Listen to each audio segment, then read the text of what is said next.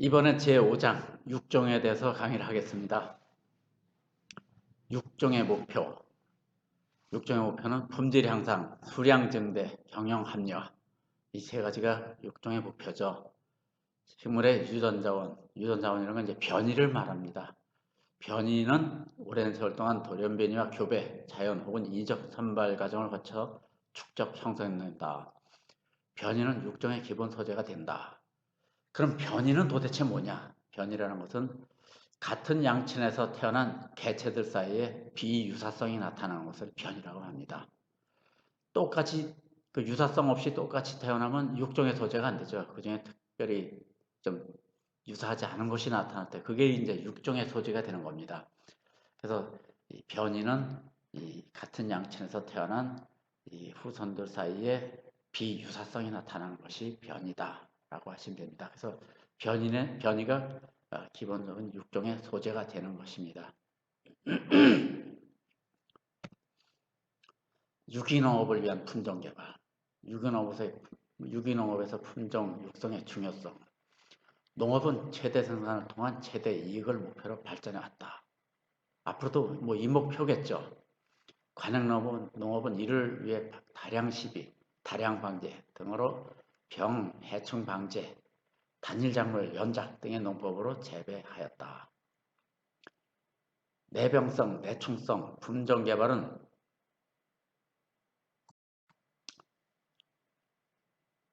농약 사용을 줄이고 내병성, 내충성, 품종 개발은 농약 사용을 줄이고 소비성, 비료를 적게 주는 거죠.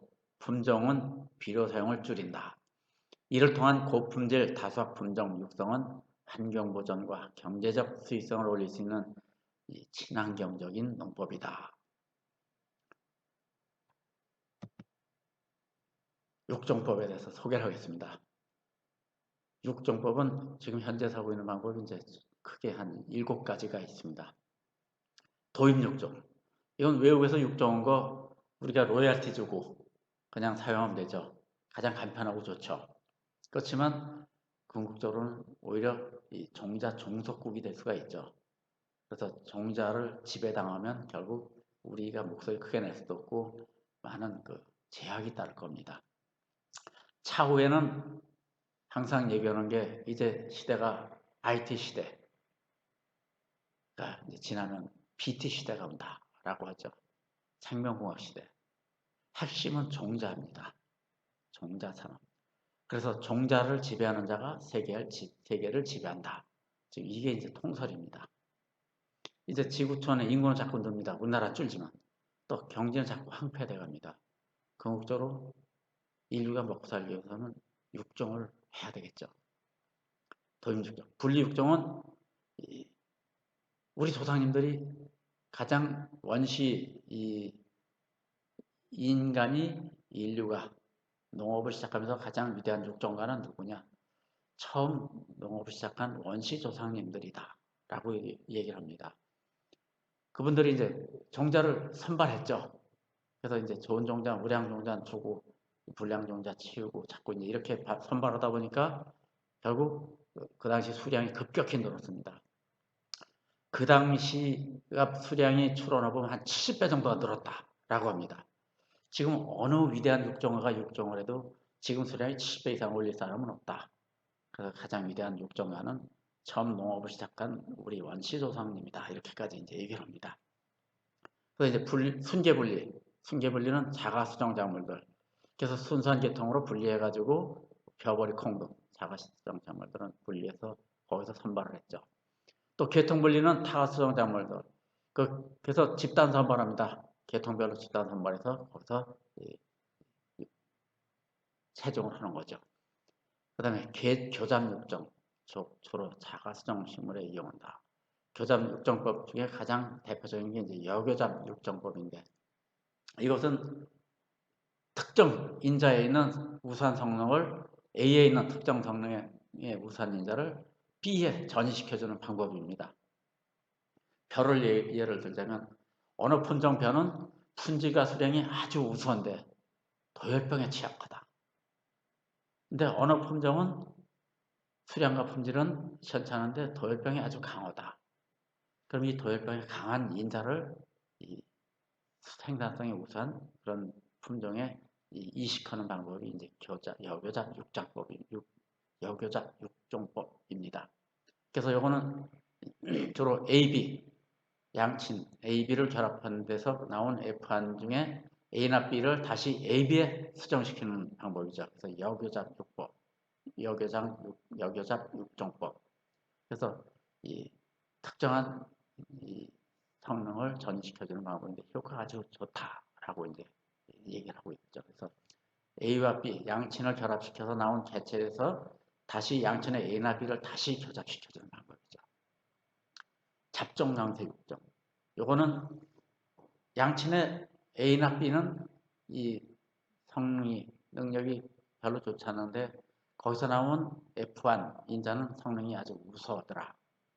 그래서 잡종강세 육종을 하면은 우수한 그 인자가 유도되는구나. 그래서 일대 잡종 우성 인자를 유도하고 그 특징은 다소성, 균일성, 강원성, 뭐 각종 저항성 등의 이제 장점이 있습니다. 그래서 양친의 능력 이상의 능력을 발휘할 수 있는 게 잡종강세 육종이다 라고 얘기를 합니다.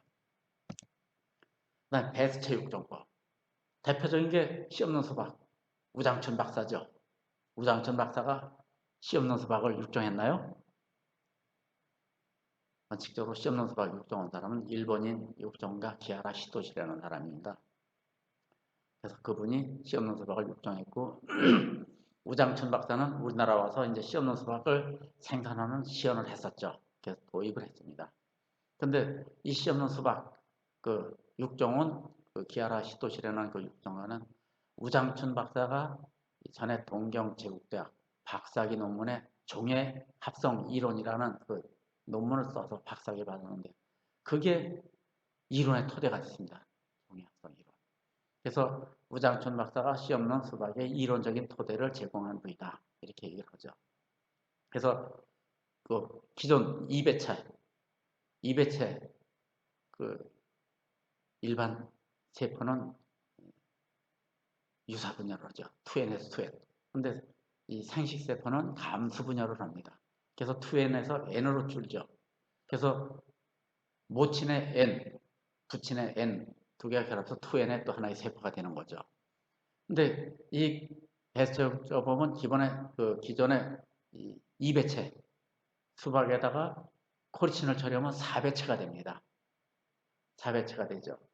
이 4배체를 기존의 2배체에다 교배를 시키는 방법입니다. 그래서 4배체가 감설 분열되면 2배체가 되죠. 2배체 또 감설 분열되면 1배체가 되죠. 2배체 1배체 교배시키면 3배체가 되죠. 3배체는 수박은 염색 개수가 2n 이퀄 22개니까 3배체면 33개인데 감수 분열이 안 됩니다. 16대 17 감수 분열 안 되죠. 15대 18 안 됩니다. 그래서 쭉 한다면 11대 22가 될 수는 있습니다. 그렇지만 그 확률은 너무도 어렵고 또 이 씨 없는 수박은 이 베스트 육종으로 하는 거는 이 수박이 좀 품질이 떨어졌습니다.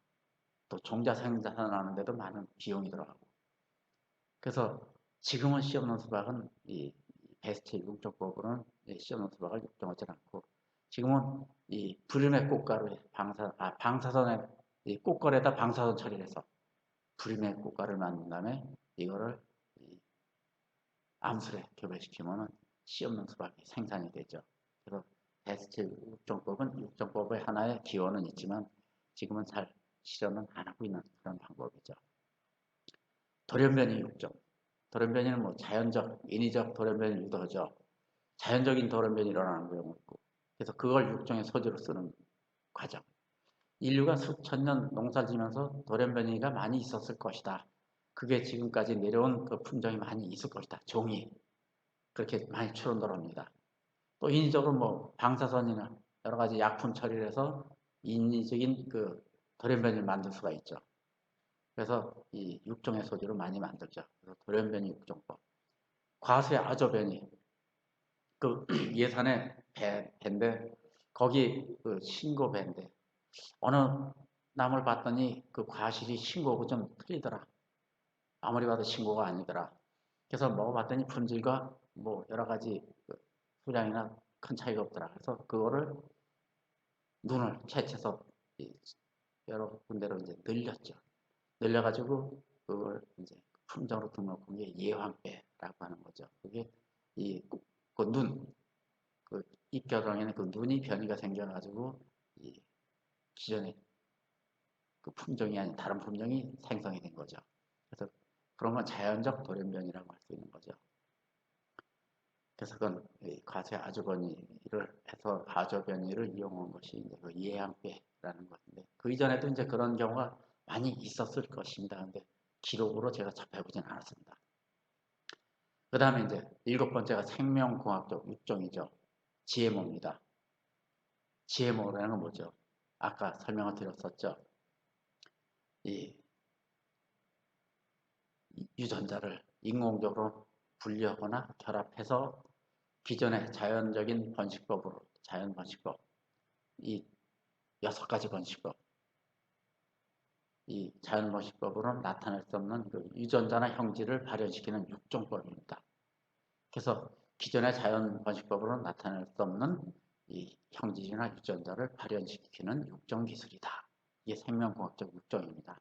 그래서 이 유전자를 인공적으로 막 이제 옮겨가 다닙니다. 그래서 동물과 식물, 식물과 동물. 그 전에 같은 종을 넘어서는 안 됐었는데, 이제는 종의 장벽 벌써 타파되고, 그 다음에 동물과 식물, 식물과 미생물, 미생물, 동물 간의 유전자도 교류가 가능해진 겁니다. 그래서 기존의 교배 육종의 약점은 종의 장벽이 있었다. 같은 과를 넘을 수가 없었죠. 과끼리도 좀 어려웠죠. 그래서 같은 종, 그 다음에 속간 교접도 일부 가능했었지만 과끼리는 좀 어려웠죠. 그래서 종의 장벽이 있었는데 유전자 조작은 종의 장벽을 타파했다. 뭐 이게 기대되는 장점이 있죠. 뭐 값싼 백신 개발이 가능해졌다. 또 소비자 욕구에 부응하는 식품 개발이 가능해졌다. 또 특정 성능을 지닌 기능성 식물을 생산하는 데 유용하다. 가장 중요한 건 또 식량난 해결을 위한 핵심 기술로 대두됐다라고 합니다. 그런데 지금 다국적 기업들이 가장 중요시하는 게 이 육종산업입니다. 종자산업이 많이 뛰어들고 있습니다. 이 많은 자본과 이 기술이 투자되어야 되는 것인데 지금 세계적으로 많이들 투자하고 있습니다. 차세대 먹여 살 것은 종자산업이다. 그 중에 가장 눈독되는 것은 GMO다. 유전자 조작 기술이다. 라고 하는데 이 우리 친환경에서는 이거는 원천적으로 배제를 합니다. 그래서 GMO 유래된 종자는 무조건 사용 금지. 또 자재로도 사용 금지입니다. 사용 금지입니다. 그래서 이 GMO는 이 친환경에서는 발붙일 자리가 없습니다. 그래서 GMO는 일반 관행에서는 우리나라는 GMO 뭐 재배가 지금 안 되고 있습니다만 외국으로서 많이 재배가 되고 있죠. 그래서 우리가 수입하는 것 중에 콩, 뭐 캐놀라, 유채죠, 뭐 옥수수 이런 쪽은 뭐 GMO가 많이 투입되지 않을까 이런 생각도 많이 하고 있습니다. 유기농의 육종 목표. GMO는 원천적으로 배제죠. 그래서 병해충 저항성이 높은 종자 개발. 그래서 주로 저항성 품종. 이 품질이나 수량은 조금 떨어질 수 있어도 병해충 저항성이 고도로 높은 종자를 개발하면 그만큼 이 유기농업에서는 유기합성 농약 사용이 금지되어 있기 때문에 병에 안 걸리는 품종이 중요하죠. 그래서 병에 안 걸리는 저항성 품종이면 더 이상 바랄 게 없죠. 그런데 이 저항성은 영구의 저항성이 아닙니다. 어느 시기가 좀 기간이 지나면 다시 감수성으로 바뀝니다. 그래서 저항성 품종은 끊임없이 자꾸 육종을 해나가야 되는 그런 불편함이 있죠. 그 다음에 작부체계 다양화를 위해 단기 생육성 품종 개발. 병해충에 노출되는 기간이 길수록 불리하죠. 그래서 이 단기 생육성 품종을 개발 많이 하고 있습니다. 그래서 이 병해충에 노출되는 기간을 좀 짧게 해서 이제 좀 요즘 흔히 하는 말 뭐 치고 빠지기다 뭐 이런 식으로 해서 생육기간 짧게 해서 병해충 노출 기간 짧게 수량과 이제 품질을 좀 올릴 수 있는 방법이 있죠.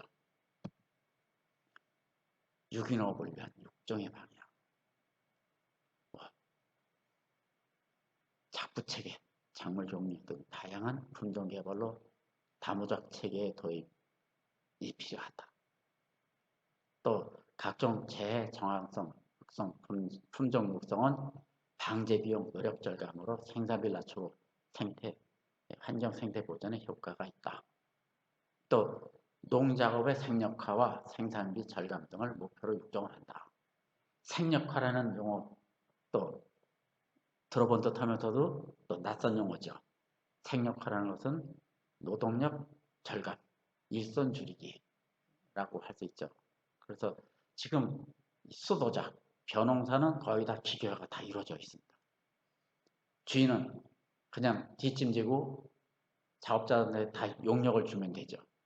뭐 육묘도 뭐 각 지방자치 농협이나 또 육묘 전문적으로 하는 그런 업체에서 다 맞춰서 가져올 수 있습니다. 그 다음에 갈고 쓰리는 거 젊은 사람들 뭐 트랙터 뭐 100마력 이상씩 되는 거 가지고 다 용역하죠. 그 다음에 뭐 이양 또 콤바인 작업 수확 다 기계가 합니다. 쥐는 논두렁 깎는 것밖에 없습니다. 일반 가정에서는 또 제쳐져 버린다 쥐니. 그러다 보니까 쥐는 할 일이 없죠. 그래서 벼농사는 핸드폰 농사도 가능하다. 이렇게까지 얘기를 하죠. 그래서 아파트에 살면서 핸드폰으로 다 작업 지시를 이루고 업자 선택해서 일하고 이럴 수도 있다. 뭐 이런 얘기로 그만큼 다 기계화가 다 이루어져 있습니다. 그런데 원예작물은 기계화가 제한적입니다. 아직도 인력에 의존할 수밖에 없죠. 그래서 일반 그 원예작물은 가장 문제가 일손 줄이기, 노동력 절감이 가장 시급한 방법입니다. 일손은 자꾸 줄어들고 있습니다.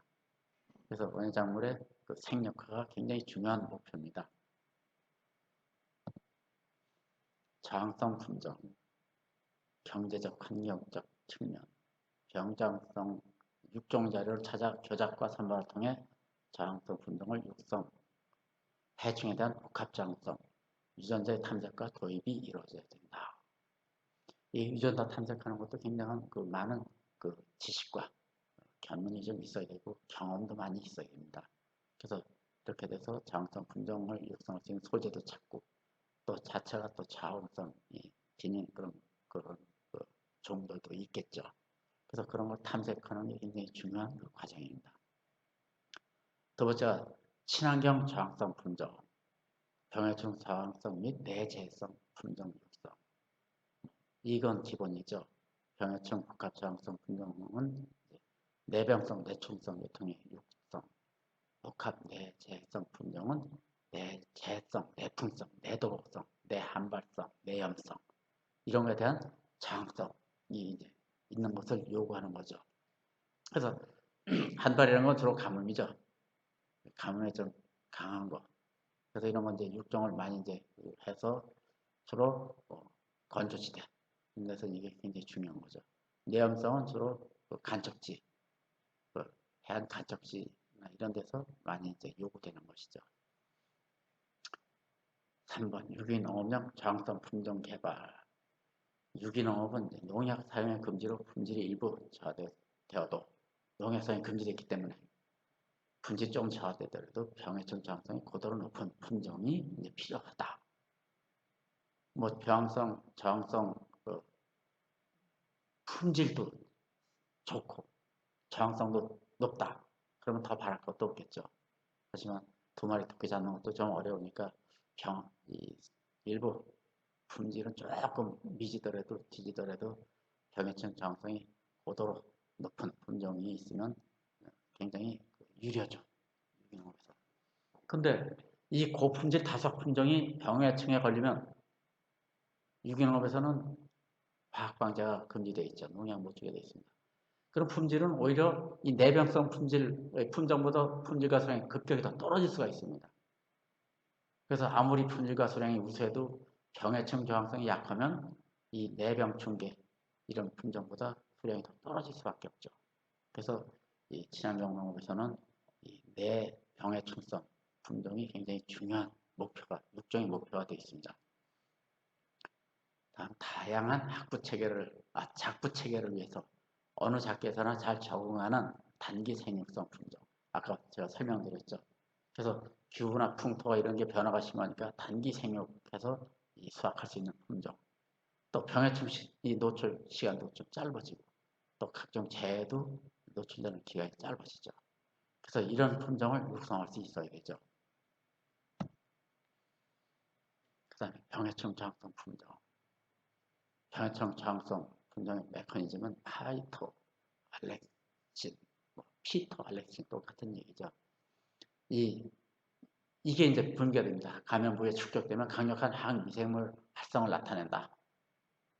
그래서 전신 방어용, 이제 감자나 담배 등은 곤충이 잎을 갉아먹으면 위에서 잎에서 합성돼서 곤충의 유해작용을 일으켜서 방어투사를 갖춘다. 그래서 지금 GMO 쪽으로 여러 가지 그 병해충 저항성을 분명하는 게 먹으면 식중독을 일으켜서 뭐 해충이 죽게 만든다. 뭐 이런 것도 많이 연구돼 있다. 근데 그거는 우리 유기농업소는 뭐 원하는 그런 품종이 아니니까 그거는 열애로 치고. 그다음 4번 병해충 저항성 품종의 유형 비기주 저항성. 이거는 이제 그 용어입니다. 용어 해설이죠. 병원균이 특정한 기주 외에는 병을 일으킬 수 없는 성질. 배추 흰나방이 무슨 포도나 오이나 딸기 이런 데 못 가죠. 그래서 기주 특이성이 있죠. 또 교차 저항성. 병원균이 두 종류 이상의 다른 약재에 대해 저항성을 나타낸다. 이 A래는 그 병에다 계속 이 농약을 쳤는데 B래는 병원균에도 이게 안 있더라. 이게 교차 저항성이죠. 수직 저항성. 병원균의 특정 레이스에만 효과적이다. 레이스라는 거는 이 병원균의 그 침투할 수 있는 그 침투 기작입니다. 그걸 레이스라고 하죠. 병원균의 레이스. 수평 저항성. 병원균의 모든 레이스에 균일하게 작용한다. 감염전 저항성. 식물 자체의 생리적 구조가 병원체 침입을 억제한다. 그래서 그런 건 거기다가 그 자체적으로 그 저항성을 해서 병원체가 침입을 좀 못하는 경우가 많이 있죠. 그 다음에 감염 후 저항성. 기주와 병원체의 상호작용으로 결정이 된다. 그래서 이제 하이퍼알렉신의 물질을 분비시켜서 저항성을 나타낸다. 라고 이제 보시면 됩니다. 다음에 유기농 작부체계. 작부체계라는 건 아까도 설명드렸죠. 일정한 포장에서 순차적인 작물 종류의 변경 또는 일정한 포장에서 동시적인 작물 종류의 조합 배열 방식. 이거를 2번 이상씩 반복하는 건 굉장히 중요한 부분이다. 한 번 지나고 나면 이게 오히려 이 각인이 잘 안 될 수 있다. 다시 한번 좀 소개를 하자. 그래서 제가 여기 2번씩, 3번씩 소개하는 경우가 있습니다. 각 장별로 다시 소개하는 것은 굉장히 중요한 부분이고 또 이 용어 자체가 굉장히 알고 주로 입력돼 있어야 될 만한 그런 중요한 부분이기 때문에 몇 번씩 제가 다시 여기 반복으로 소개를 하고 있습니다. 유기농업의 작부체계예요. 윤작. 한 포장에서 몇 가지 작물을 특정한 순서로 규칙적으로 반복하여 재배하는 방식. 아까 이건 설명드렸죠. 답전윤환. 논 상태와 밭 상태로 며칠씩 돌려가면서 밭작물을 재배하는 방식. 이 답전윤환은 논 작물의 가장 이상적인 그 윤작 그 형태입니다. 그래서 3, 4년 밭으로 썼다가 3, 4년 논으로 썼다. 교대로 이제 돌려가면서 작물을 재배하는데 밭작물 재배할 땐 주로 콩과 식물을 이 답전윤환 체계에 도입을 합니다. 그러면 이 논으로 3, 4년 재배하면 거기 논에 있는 기본 병해충들이 많이 번성을 합니다. 잡초도 많이 번성하죠. 그렇다가 밭으로 쓰면은 잡초가 생태가 바뀌어버립니다. 수생성 잡초가 밭으로 쓰게 되면 육생성에선 생존이 불가능하죠. 그래서 결국 소멸됩니다. 그래서 이 잡초 방지가 가장 효과적인 수단이 됩니다. 근데 또 3, 4년 재배하다 보면 이제 육생성 잡초가 번성하기 시작합니다. 그럼 그 후에 다시 담스러우면 육생성 잡초는 또 번성을 못하죠. 그래서 잡초 방지가 가장 효과적이다. 또 도입체계 콩과 식물을 이 답전윤환 체계 재배하면 콩과 식물은 공중질서 환원해서 토양에 환원시켜줍니다. 공중질서를 고정을 시켜서 합성해서 결국 식물체가 그걸 생육을 하다 그 콩과 식물이 고사하면 그 영양분이 토양 그대로 다 환원이 되는 거죠. 그래서 토양도 논토양도 또 비옥도를 높여줍니다. 그런 그 질소를 많이 공급해주기 때문에 결국 토양 비옥도도 높아집니다. 그래서 이 답전윤환 체계에는 콩과 식물을 도입체계에 많이 도입을 합니다. 그러면 잡초 방제 저절로 해결이 되죠. 또 중요한 거는 이제 토양 비옥도도 또 높아집니다. 또 이 콩과 식물들은 또 이 물리성도 굉장히 좋게 바꿔주죠. 그래서 답전윤환은 이 벼농사의 가장 이상적인 그런 윤작책이었다라고 할 수 있습니다. 제6장 친환경적인 병해충 및 잡초 방제. 병해충 종합 방제 이론의 태동. 농업 생태계란 자연 생태계에 비하여 병해충 등 외적 환경 조건에 대해서 아주 극히 취약합니다. 또 불안정한 그 특성을 가지고 있습니다. 그래서 이 농업 생태계는 자연 생태계에 비해서 아주 취약하죠. 또 농산물 증산에 가장 크게 기여한 병해충 방제 기술의 획기적인 전환기. 그 중에서 이제 대표적인 1940년대 DDT와 BHC 등 유기합성 농약의 개발이다. 이것들이 유기합성 농약의 시초입니다. 근데 DDT는 병해충, 이게 생분해 기간이 굉장히 깁니다. 지금도 뭐 지하수에서 DDT 성분이 다 검출된다. 어느 목장에 뭐 저수에서 DDT가 검출됐다. 뭐 이런 얘기도 간혹 있었습니다. 그리고 BHC 이런 게 초기의 약인데 이거는 그 당시는 병해충 방제만 목적이 뒀지 그게 끼치는 토양에 잘려서 미치는 해작용에서는 염두에 두지도 않았었습니다. 그러다 보니까 그게 세월이 경과하다 보니까 그거에 대한 유해 작용이 너무 크기 때문에 지금은 생산 제조 같은 건 다 금지되어 있습니다. 옛날에 그 DDT, 띠띠약이라서 뭐 사람 머리에도 막 발라줬습니다. 머리 이약, 뭐 품속에도 발라주고 지금은 그 사용 금지입니다. 어디서 사용 쓰였습니다. 그래서 초기에 나왔던 그런 농약들이 지금까지 생태계에 존재하면서 많은 위해 작용을 좀 미치고 있는 거죠. 지금 우리가 쓰고 있는 농약, 유기합성 농약, 뭐 바로 마시거나 뭐 좀 시작해서 좀 뒀다 마신다. 그럼 위험할 수 있겠죠. 근데 지금 농약은 생배량 시간이 반경이 굉장히 짧습니다. 또 이게 길면은 허락을 안 해줍니다. 그래서 제조 유통 다 금지시키죠. 그래서 지금 저독성 농약 외에는 제조 유통 다 금지되어 있습니다. 그래서 보통 3일 정도만 돼도 거의 생분해돼서 인체에 들어가도 큰 위해성이 없다라고 할 정도로만 지금 이제 제조 유통이 가능하죠. 그리고 그 전에 제초절에서 가장 획기적이었다는 그라노스 그거 지금은 제조 유통 다 금지입니다. 그거는 이 제초 효과는 아주 좋았습니다. 그 가격 대비해서 그 가성비가 아주 높았었죠. 그런데 그게 음독으로 오게 되면 무조건 죽었습니다.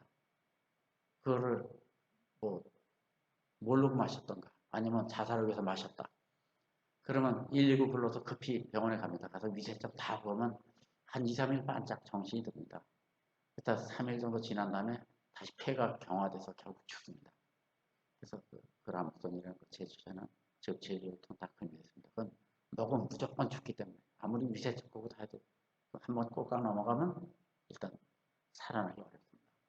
그래서 그런 거는 국가는 국민의 건강과 생명을 지켜야 될 의무가 있습니다.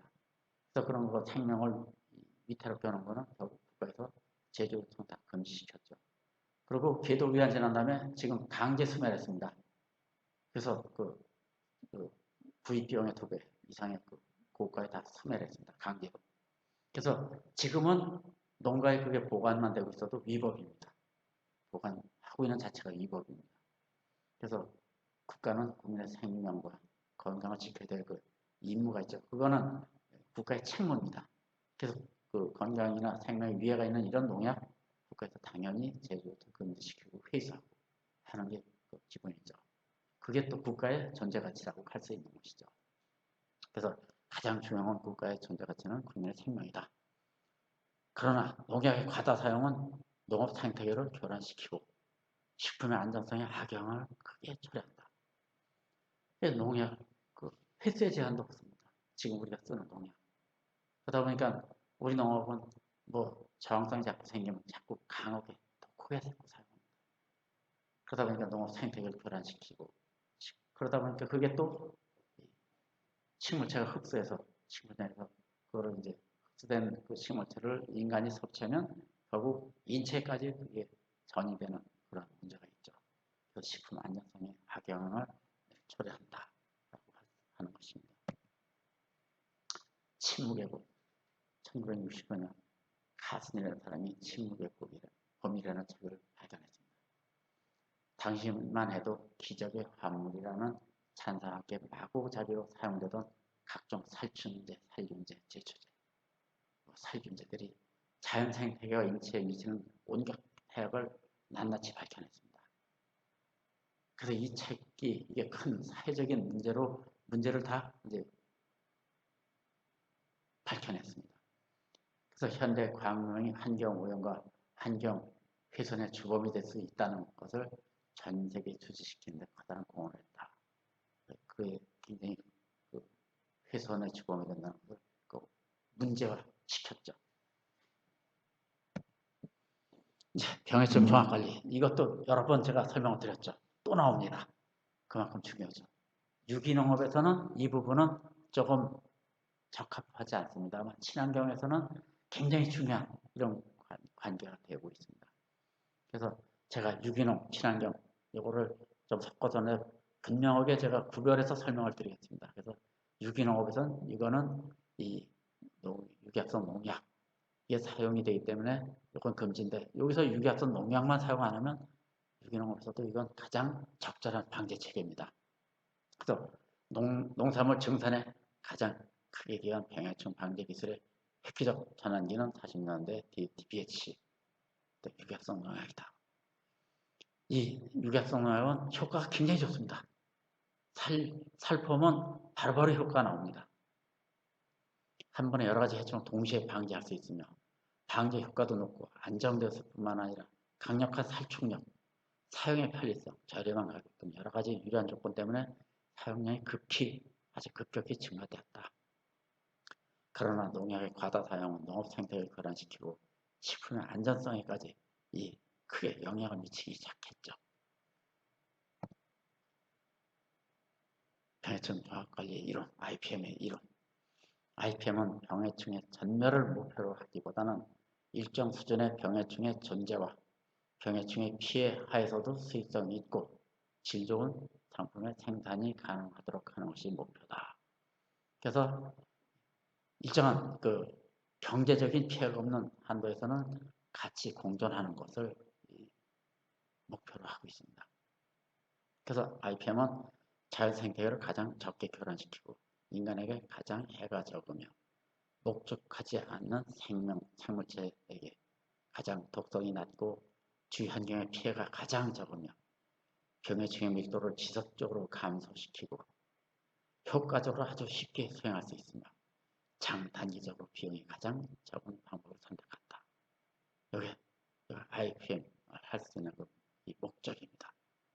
그래서 이 IPM은 병해충 종합 방지라고 인터그레이티드 페스트 매니지먼트라고 합니다. 그래서 병해충 종합 방제. 그래서 친환경에서는 이게 가장 유효한 그런 방제법이죠. 여기서 농약 사용만 안 하면 우리 유기농업에서도 이게 가장 유효한 방법입니다. 여기서도 농약은 최후의 방법으로 사용을 합니다. 그래서 이 생태계 안정을 위해서 많은 배려를 하고 있는 것이죠. 유기농업에서는 당연히 농약 사용 금지되어 있죠. 농약 사용 금지되는 이유가 여기서는 일부라도 사용할 수 있다라고 했지만 전혀 사용 안 되는 것이 이 살충제를 뿌리면 해충뿐이 아니라 일충도 같이 사멸됩니다. 일충까지 같이 사멸되니까 결국 이 생태계가 파괴되는 거죠. 일충이 천적이 될 수도 있고 여러 가지 작물에 상조작용할 수 있는 건데 그것까지 다 소멸됩니다. 마구잡이로 이제 죽게 되니까 이 살충제, 해충 다 죽습니다. 그러다 보니까 생태계 교란이 올 수밖에 없죠. 과잉식을 떠나서 또 이 제초제, 제초제는 모든 풀이라는 풀은 다 죽습니다. 멸종되는 거죠. 결국 이 풀, 그 잡초 중에는 나중에 이 차후에 인간이 장래에 과학기술이 발달하면 중요한 육종의 소지가 될 수 있는 그런 식물 종들도 있을 수가 있습니다. 그게 제초제는 다 전멸이 되어버립니다. 그래서 식물 종이 사라져갑니다. 그래서 이 지구상에 있는 이 전체 식물 중에 지금 한 70% 이상 지금 유전자 탐색이 이루어지지 않고 있습니다. 이것들이 차후에 인류 번성에 여러 가지로 공헌할 수 있는 그런 유전 자원들입니다. 굉장히 중요한 자원이죠. 보존해야 될 자원입니다.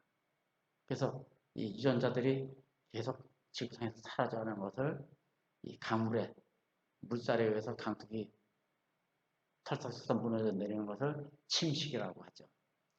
한번 강둑에 털썩 무너져서 물에 휩쓸리면 흔적도 없어집니다. 그래서 유전자가 사라진 것도 그 침식에 비유합니다. 그래서 유전자의 침식이다. 라고 합니다. 유전자가 자꾸 사라져가는 거예요. 나중에 인류가 행복 추구권이 많이 소실돼 가고 있는 것입니다. 그게 된 육종의 목표. 또 인류가 필요한 여러 가지 기능성 물질을 다 공급받을 수 있는 그런 종들이 사라져가고 있다라고. 그래서 제초제는 어떤 경우도 사용 금지가 되는 거예요. 전멸이 되기 때문에 사용 못하게 하는 것이죠. 병해충 종합관리에 관련된 기술, IPM에 관련된 기술입니다. 포장에 대한 병해충 종합관리의 의사결정은 경작을 하는 농업인에 달린 것이다. 당연하죠. 농업인들이 그걸 선택하고 결정하는 겁니다.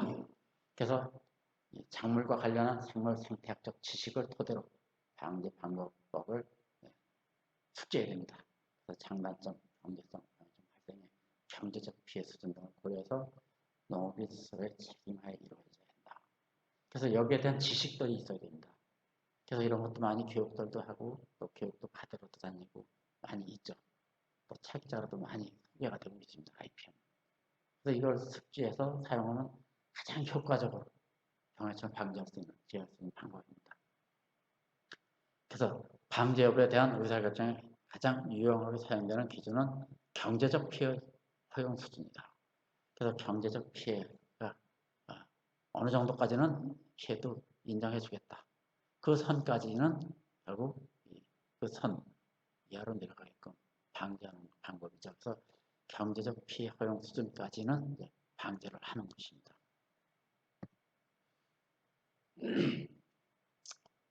IPM에 관련된 기술, 경제적 피해 허용 수준, 해충의 밀도나 발병률이 그 수준 이상에서 방제를 하지 않으면 피해가 발생하는 수준이다. 병해충에 의한 감색이 병해충 방제 비용을 상회하는 수준이라고 할 수 있다.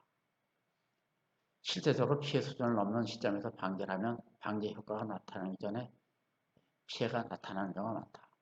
해도 벌써 피해가 크게 나타나 있기 때문에 시기적으로 늦은 것이죠. 따라서 방제 실시 전까지의 시간적 여유나 방제 생력화와 방제 효과를 고려해서 병해충의 가해가 경제적으로 문제가 되는 작물의 생육 단계, 경제적 문제가 되는 단계 이전의 방지 수단이 강구되어야 한다. 이 시점의 밀도나 해충 밀도나 병증의 심화도를 요 방제 수준이라고 한다. 컨트롤 스레스홀드라고 한다. 요 방제 수준. 그래서 시기를 잘 선택해서 방제를 해야 됩니다. 너무 늦으면 벌써 그때는 피해가 많이 난 다음에 하면 늦어지죠. 또 너무 일찍 하면 오히려 그 기간이 그 이후 기간에 또 방제를 또 해야 되는 그런 문제가 있을 수 있죠. 방제 횟수가 많아지면 결국 경제적으로 또 손해가 날 수 있죠. 그래서 이 방제를 하는 그 시기 그 선택이 굉장히 중요합니다. 그래서 방제 횟수를 급격히 이제 줄여야 되는 거죠. 그래서 병해충 종합관리 사업의 보급 현황 하려면 여러 가지 방법이 있죠. 병해충 방제는 뭘 하느냐 무턱대고 지금 용어만 했었죠.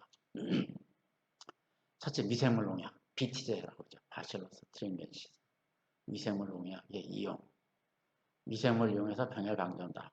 미생물체 자체, 미생물이 생산하는 생명활성 물질을 이용해서 각종 식물 병균을 방해하는 기술이다.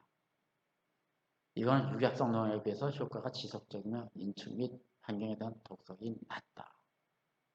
효과가 오래갑니다. 인축 및 환경에 대한 독성이 적습니다. 그래서 이 미생물 농약은 걸려서 굉장히 권장되는 방법이죠. 또 유기농업에서도 미생물 제재는 어떤 사용 조건 없이 사용이 가능합니다. 미생물 제재는. 그래서 미생물 제재는 어디서 사용을 해도 문제는 안 삼는데 단 조건 딱 하나가 있습니다. 유전자 조작에서 이루어진 이 유전자 변형 유래 미생물이 아닐 것이라는 전제가 하나 있습니다. 그거 외에는 이 미생물은 뭐 문제없이 다 사용이 가능한데 이 해충, 병해충을 죽이는 그런 미생물을 발견했다. 아니면 그 미생물이 그 분비하는 그 생리활성 물질이 이 병해충을 제어한다 하는 그거를 이용해서 방지하는 방법이죠. 그래서 미생물 농약은 인축에도 해가 적고 또 효과도 굉장히 지속적이고 이런 좋은 장점이 많이 있습니다. 그래서 BT제 앞으로 이제 많이 사용이 될 겁니다. 지금 현실 농업에서도 이런 보편적으로 많이 사용하고 있습니다. 또 농약 대체 물질의 이용, 아인산 이용한 작물 역병 방제. 아인산이 역병에 굉장히 효과가 좋습니다. 지금 이 아인산은 무농약에서는 사용 가능하지만 이 친환경에서는 가능합니다. 유기농업에서는 이 아인산 사용이 금지되어 있습니다. 그래서 친환경에서는 유기농 빼고는 다 이 아인산 사용이 좋고 또 이 역병에 아주 탁월한 효과가 있습니다. 그래서 이 아인산을 많이 사용하는데 유기농업에서는 아인산이 굉장히 화학비료 개념을 가지고 있기 때문에 사용이 금지되어 있습니다. 그렇지만 친환경에서 유기농업 외에는 어느 분야에서부터 이거는 적합하게 사용할 수 있는 그런 자재입니다. 아인산은 인축과 어류, 미소동물에 대한 독성이 매우 낮다. 또 환경오염 우려가 거의 없다. 일반 농약과 달리 저항성균의 출현이 거의 없는 특성을 가진다. 이 저항성이나 내성이 없습니다. 그러니까 굉장한 장점이죠. 그래서 아인산은 역병에 아주 탁월한 효과가 있습니다. 그래서 어느 작물도 보면은 심기 전에 아인산에 한번 침지했다가 옮겨 심고 많이 하죠. 또 아인산 관조해지는 경우도 또 많이 있습니다. 그래서 유기농업을 제외한 분야에서는 아인산 사용이 굉장히 효과적인 그런 방제 물질입니다. 병해충 종합관리 사업의 보급 변화, 천적의 이용, 당연하죠. 천적은 그 대상 해충에만 작용하죠. 주로 또 성페로몬의 이용, 성페로몬이라는 건 페로몬이 여러 가지 종류가 있습니다. 그 중에 성페로몬은 주로 나방류 암컷이 교미기가 되면 이 수컷을 유인하는 그런 물질을 분비합니다. 그럼 그 수컷은 그 암컷이 분비하는 물질, 냄새를 맡고 찾아가서 교미를 합니다. 그래서 이 성페로몬이라는 것은 이 암컷이 주로 나방이죠. 나방 암컷이 교미기가 되면 이 수컷을 유인하기 위해서 분비하는 그런 그 신호 전달 물질입니다. 그래서 성페로몬을 인위적으로 만들어서 트랩을 설치해서 그 안에 설치해 놓으면 이 해충 중에 순놈들이 다 글로 모여들어서 그 일시에다 포사할 수가 있죠. 그래서 이 성페로몬을 이용해서 이 해충을 다 유인해가지고 한 번에 다 포사할 수가 있는데 순놈만 포사합니다.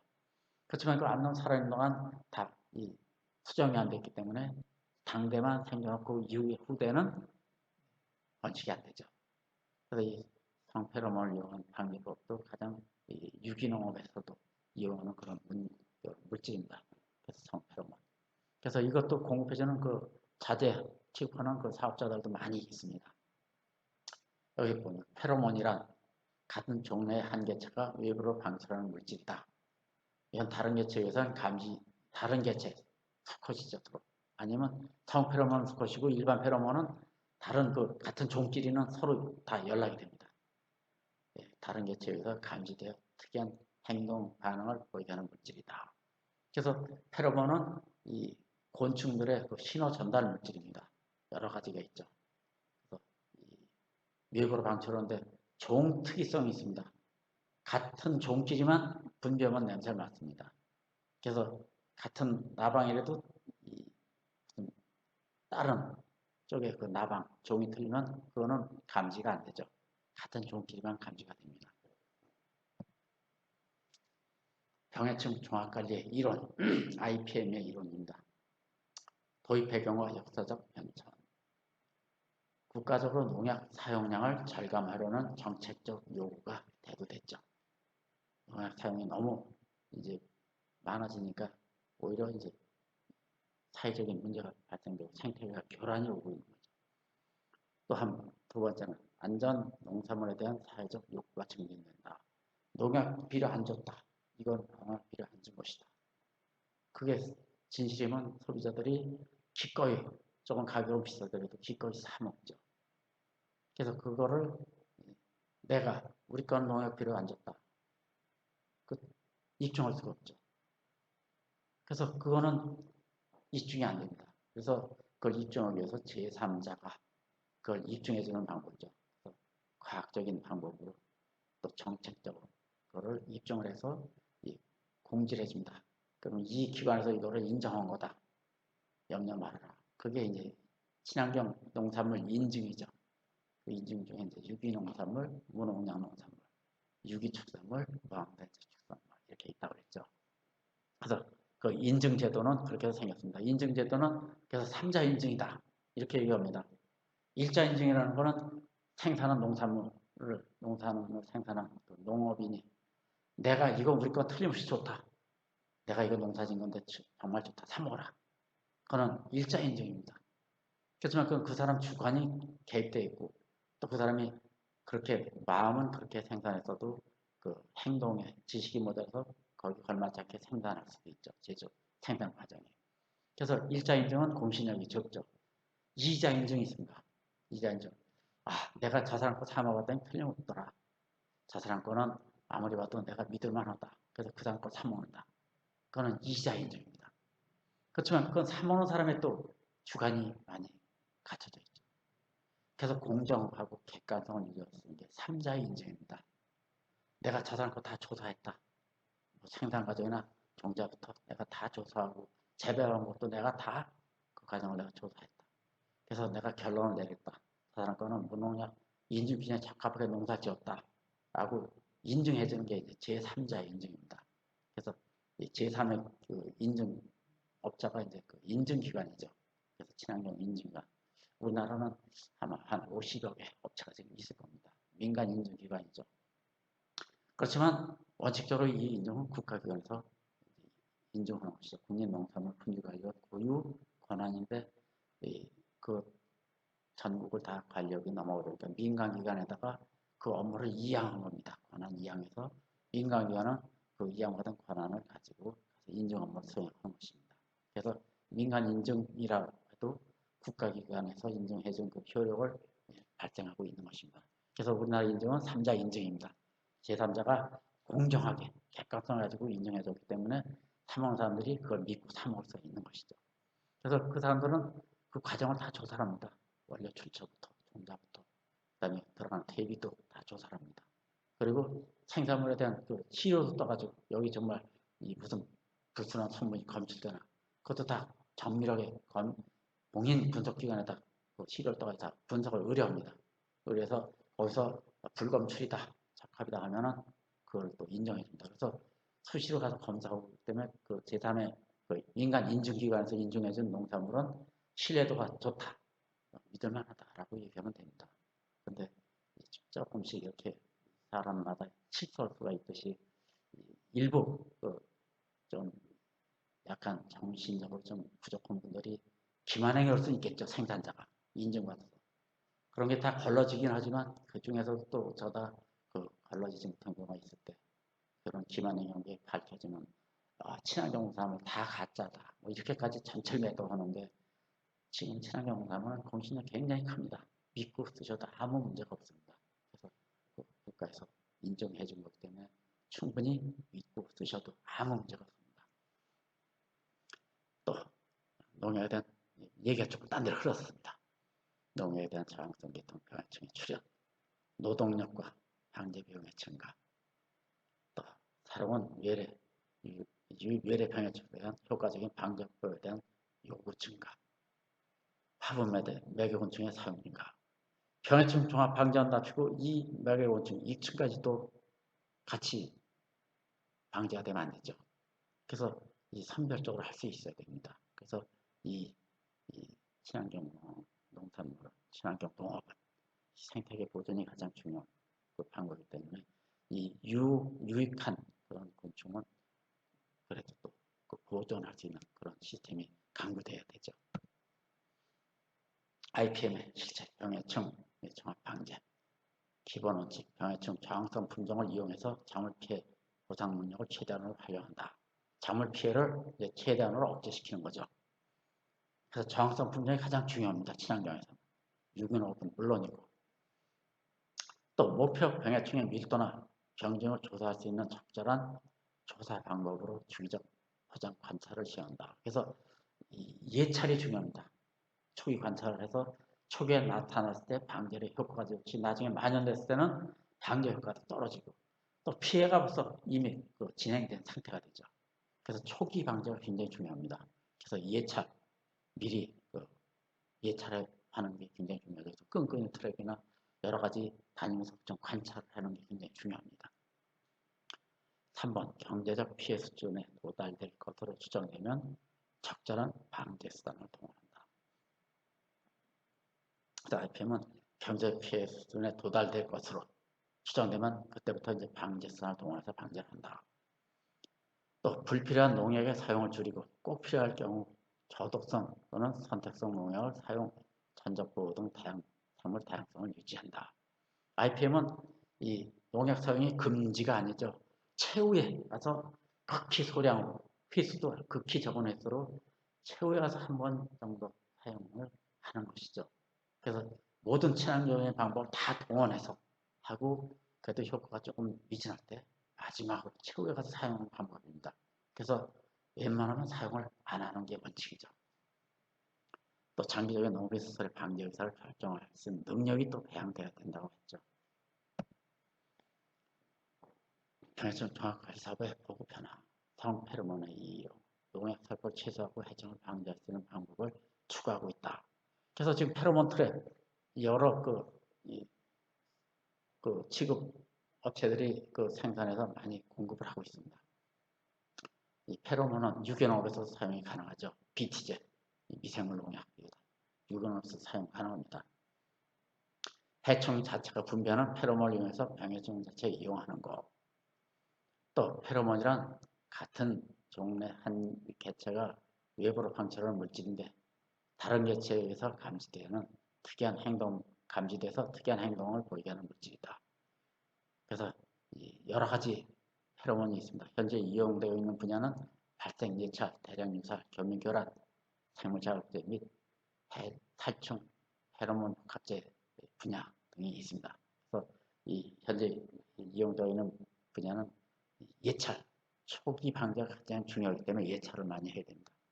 또 대량 유사할 수 있는 방법, 교미 교란제, 또 생물 자극제, 또 살충 페로몬 복합제 이런 걸 개발할 수 있는 방법이 이제 성페로몬의 이용이죠. 그래서 이 병해충 종합 관리 사업의 보고 변화, 성페로몬의 장점, 페로몬 물질이 자연적으로 발생한다. 무독하다, 환경오염이 없다. 같은 종에만 영향을 미친다. 특정 종끼리만 영향을 미친다. 다른 종한테는 영향을 미친다. 잠자리가 이 나비가 분비하는 거, 또 나비도 호랑나비가 분비하는 거, 노랑나비가 못 맞죠. 그래서 이 종 특이성이 있습니다. 그래서 같은 종에만 이 영향을 미친다. 종끼리만 그 물질을 신호 전달 물질을 감지합니다. 또 유형곤충에 안전하다. 해충 방지를 하기 때문에 유형곤충은 거기에 감지가 안 되기 때문에 안전하죠. 해충 종합관리의 이상적인 구성 요소다. 그래서 이 페로몬은 여러 가지가 있습니다. 길잡이 페로몬. 어디 가서 이 곤충은 군락을 많이 이루고 있죠. 개미나 벌 이런 것들. 어디 가서 모기가 발견이 됐다. 그러면 본인이 가서 그 개체가 가서 전달해서 데려오기는 어렵죠. 그럴 때 분비물을 분비합니다. 그러면 그 군락지에서 그 냄새를 맡고 아 어디에 뭐가 있구나 가자 해서 같이 몰려갑니다. 그래서 개미들 어디 먹이가 하나 발견되면 거기 분비하면 그 개미 군락지에서 줄지어서 그쪽으로 갑니다. 그 길잡이 페로몬. 또 개구 페로몬도 있습니다. 뭐, 그 일개미, 또 뭐 경정개미, 여왕개미. 그 자기네끼리 분비가 돼서 계급을 또 알 수가 있죠. 계급 페로몬, 또 뭐 상황 페로몬 여러 가지가 있습니다. 페로몬 여러 가지가 있기 때문에 동물들은 그 나방들, 곤충들은 그걸 분비해서 스스로 자기네 종끼리 신호가 전달이 됩니다. 한 경우는 또 어떤 같은 종에만 영향을 미친다. 종 특징입니다. 유용 곤충이 안전하다. 해충 종합관리 이상적인 구성 요소다. IPM의 효과 발전 방향, IPM 발전 방향. 병해충 종합관리에 단점이 있습니다. 병해충 종합관리 수행에는 병해충의 생리상태, 예찰 등 많은 전문 지식이 필요하다. 많은 전문 지식이 있어야 됩니다. 또 일반 농업 경영인에게 모든 전문 지식을 갖추게 하기에는 조금 어렵다. 전문 지식을 갖추기 조금 어렵다. 지난하다 하는 건 조금 어렵다는 걸 좀 완곡하게 표시했죠. 기간도 길어야 되고 많은 교육도 시켜야 되고 해서 조금 어렵죠. 또 우리나라 농업인들은 되게 연로하신 분들이 많아서 습득하는데 많은 시간과 노력이 또 투자돼야 되는데 그분들이 또 거기 호응을 잘 안 할 수가 있죠. 또 이를 해결하기 위해서는 장기적이고 지속적인 교육훈련에 대한 투자가 요구되고 있다. 교육을 계속 시켜야 되기 때문에 그게 전문지식이 있어야 되기 때문에 조금 어렵다 하는 문제가 있는 거죠. 병해충 종합관리 효과 발전 방향, IPM 발전 방향, 병해충 종합관리 기술, 벼해충 및 과수의 일부 해충을 제외하고는 주요 해충의 요방제 수준 설정이 되어 있지 않다. 그래서 병해충, 과수 일부 해충 제외하고는 요방제 수준, 요방제 수준을 아까 말씀드렸죠. 방제 언제 해야 되겠다 하는 방제 시점을 결정하는 그 경제성과 여러 가지 또 방제 효과, 방제 수 이런 걸 따져서 가장 적절한 시기를 선택하는 게 요 방제 시기라고 하죠. 그래서 요 방제 수준 설정이 아직 매뉴얼이 없습니다. 일부만 있고. 그래서 그거를 지금 설정해야 되는 그 과제가 또 있습니다. 두 번째, 저항성 품종, 천적, 미세물 농약 등 화학적 방제 수단을 제외한 다른 이용 가능한 매체 수단이 부족하다. 천적 같은 거 일부는 많은 효과가 있는데 일부에 대한 해충은 아직 천적이 개발하는 게 많이 있죠. 또 저항성 품종도 끊임없이 또 이제 육성해야 되는데 이게 또 육종은 하루아침에 이루어지는 게 아니기 때문에 또 시간이 걸릴 수 있죠. 또 미세물 농약 또 많이 탐색을 해서 그 미세물 방지 효과 있는 걸 또 많이 좀 찾아내야 되는데 이런 것들은 이 대체 수단으로 볼 수가 있는데 이용 가능한 대체 수단이 아직은 부족합니다. 농약을 대체할 수 있는 게. 그래서 이게 조금 이제 앞으로는 좀 이 노력을 많이 기울이고 여기에 역전적으로 좀 발전시켜야 되겠죠. 3번 전문성을 갖춘 병해충 종합관리 보급 인력이 부족하다. 전문성 갖춘 보급 인력, 교육도 시켜야 되고 가서 시연도 해줘야 되고 해야 되는데 그런 보급 인력이 지금 뭐 거의 없죠. 전문가다 하는 분들 거의 없습니다. 그래서 이런 몇 분들이 지금 다 그걸 보급을 해야 되는데 전문가들이 많이 배출돼야 되죠. 그래서 그런 인력, 전문기술 같은 그런 인력이 많이 양성이 돼야 됩니다. 또 4번 농업 경영에는 간편하고 효과가 빠른 합성 농약에 의한 방제를 선호한다. 당연하죠. 그 번거롭습니다. 이거 지식도 많이 있어야 되고 교육도 받고 또 그 구입하는 것도 그렇게 쉽지가 않고 또 구입해도 또 보관이나 또 사용 천적 같은 것도 그 오랫동안 생존하게 만들어줄 수 있는 그 환경이나 지식이 또 있어야 됩니다. 그래서 그런 것도 다 미리 사전에 다 교육을 받고 지식 축적돼야 합니다. 좀 번거롭죠. 그래서 다 필요 없다. 그냥 난 농약 뿌리겠다. 이렇게 이제 갖는다는 이런 선호하는 경우가 많이 있다라고 하는 것이죠. 그래서 친환경 외에는 이런 걸 잘 사용 안 합니다. 그냥 농약 비료를 주먹조말에다 쓰죠.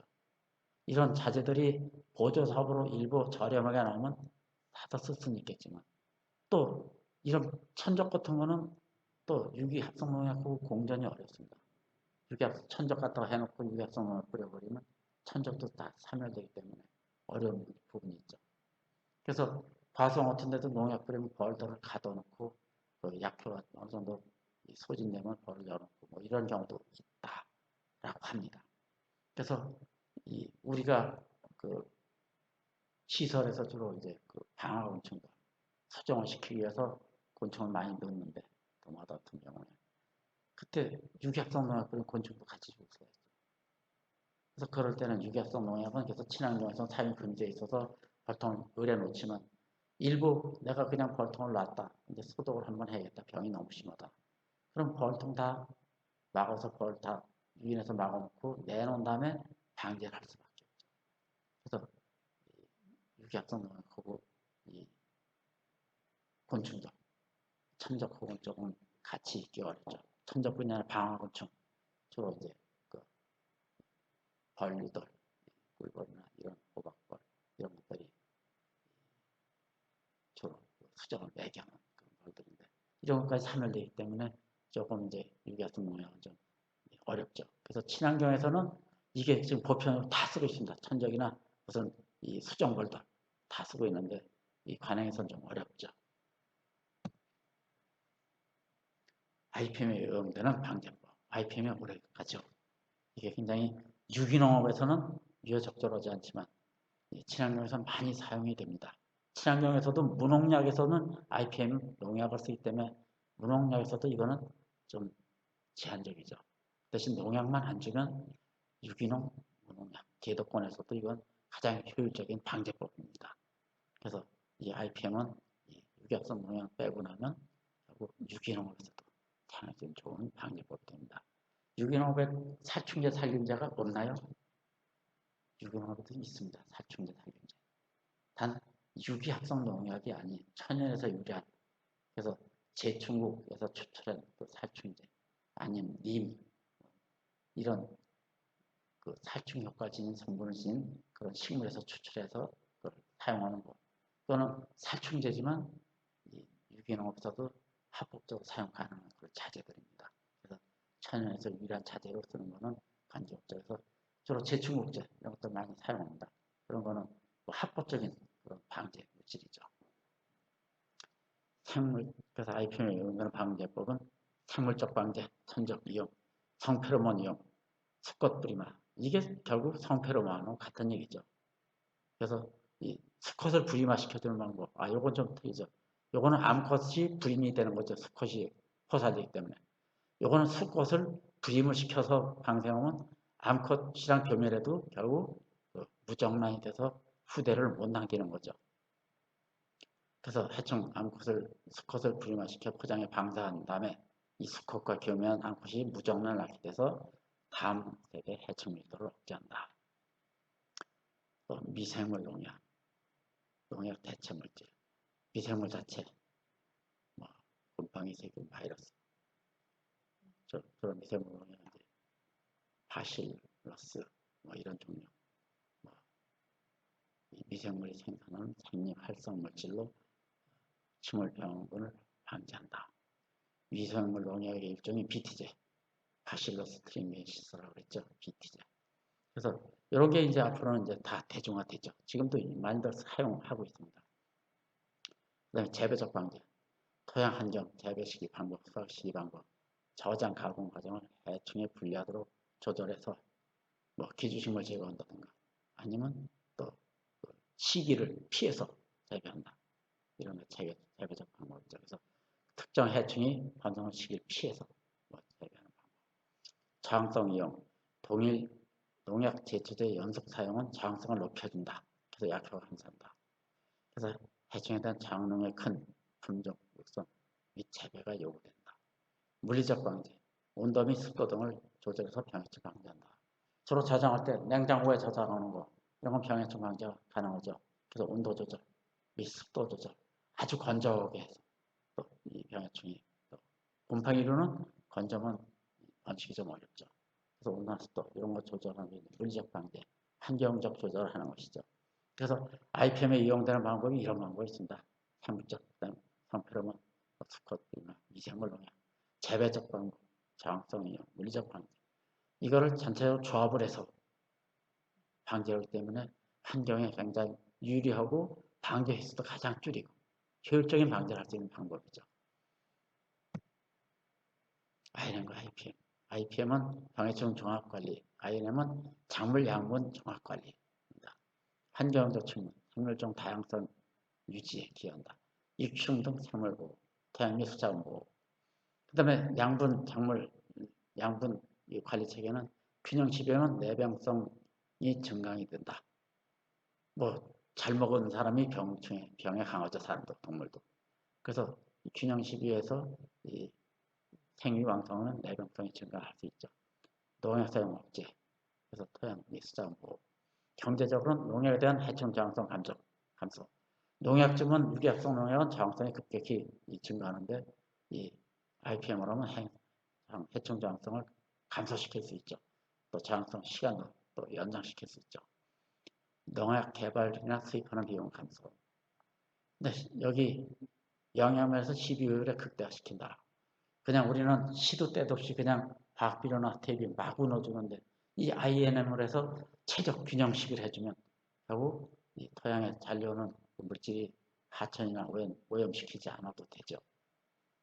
생산 놓치면 IPM은 농약을 하니까 농민 건강보호, 농약 사용 감소.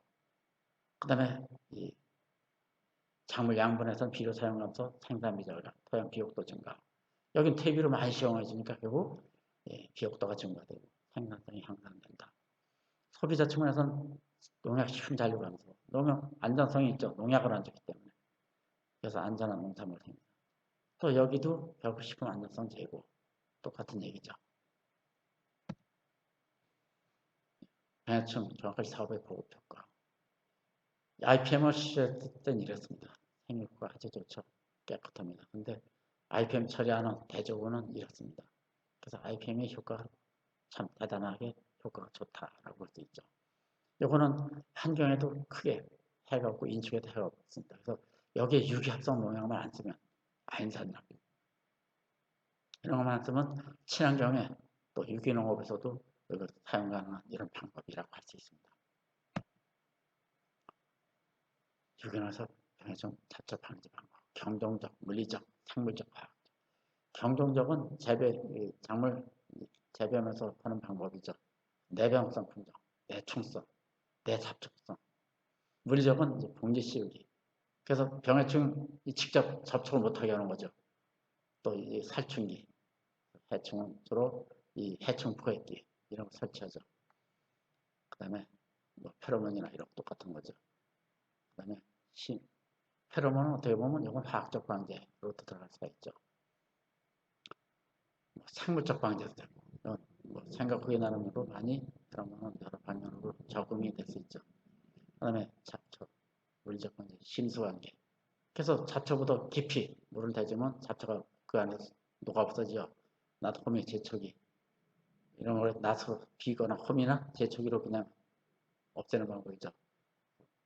이런 거는 이제 물리적인 방법이라고 할 수 있죠. 피복법, 화염수박, 이 물리적 방법, 생물농약, 천적곤충 뭐 이런 거 다 이렇게 해서 되면 되죠. 우리가 많이 쓰는 게 잡초는 여기 오리나 우렁이, 너넨 이걸 기본적으로 많이 넣죠. 그래서 이걸 많이 쓰고 있습니다. 지금 전에는 오리가 많이 추종을 했었는데 조류 인플루엔자가 심해지면서 지금 오리 농법은 거의 줄었습니다.